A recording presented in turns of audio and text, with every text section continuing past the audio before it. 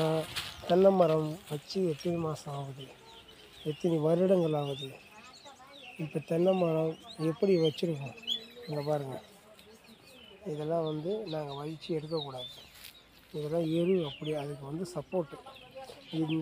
இந்த தண்ணி எல்லா இதுவும் போனோம்னா அதுக்கு ஒரு கெமிக்கல் எப்படி சொல்கிறது, நியூட்ரிஷன் போட்டு இது எல்லாமே போட்ட பேட்டன் பாஸ்ன்னு சொல்கிறோம்ல, எல்லா இயற்கை உரமும் இதுலேயே கலந்துருக்கும்.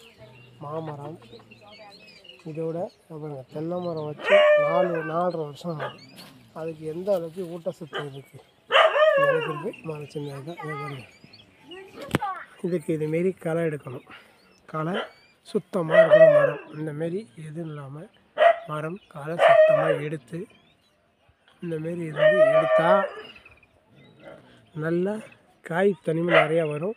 ரெண்டாவது வண்டு அடிக்காததுக்கு என்ன செய்யணும்னா மஞ்சள், நல்ல மஞ்சள், சாம்பாருக்கு போடும்போது மஞ்சள், அந்த மஞ்சளை வாங்கிட்டு செங்கல் அந்த செங்கல் அதை பவுடராக்கணும்.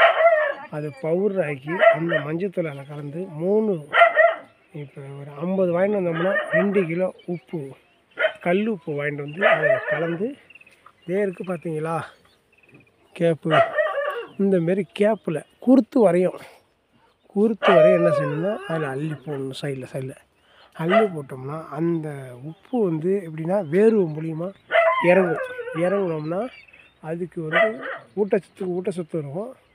அதேமாரி அதுக்கு காய் தண்ணி வரைக்கும் குறும்பையும் கொட்டாது. வண்டு அடித்தாலும் வண்டு செத்துரும். அதுதான் செய்யணும். கண்டிப்பாக அதுமாரி செய்யுங்க.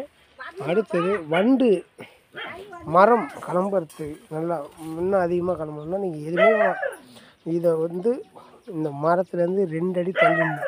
2 அடி பக்கத்தில் நோண்டக்கூடாது. 2 அடி தள்ளி 1.5 அடி ஆழம் நோண்டி ஆட்டு சாணம் அதை வெட்டி நல்லா ஆற ஓட்டணும். ஆறி சுத்தமாக மக்கி போயிடணும். அதை உளுத்து விட்டு அதை போட்டு அந்த எருவை போட்டு மேலே ஒரு 6 அடிக்கு ஃபுல்லாக மண்ணை போட்டுடணும். அது ஃபுல்லாக தண்ணியை விட்டோம்னா மரம் நல்லா பேர்த்தாலும் நல்லா மகசூல் வரும். மறந்துடாமல் இந்தமாரி அடுத்த வீடியோ நல்லா போடுறேன் பாருங்கள். மரம் சேனல் சப்போர்ட் பண்ணுங்கள், ஃபாலோ பண்ணுங்கள், லைக் பண்ணுங்கள், ஷேர் பண்ணுங்கள், கமெண்ட் பண்ணுங்கள். நன்றி, வணக்கம். அடுத்த வீடியோ வேறு வீடியோ நல்ல ஒரு வீடியோவை பார்த்து போடுறோம். வீடியோ மறந்துட்டேன். நன்றி, வணக்கம்.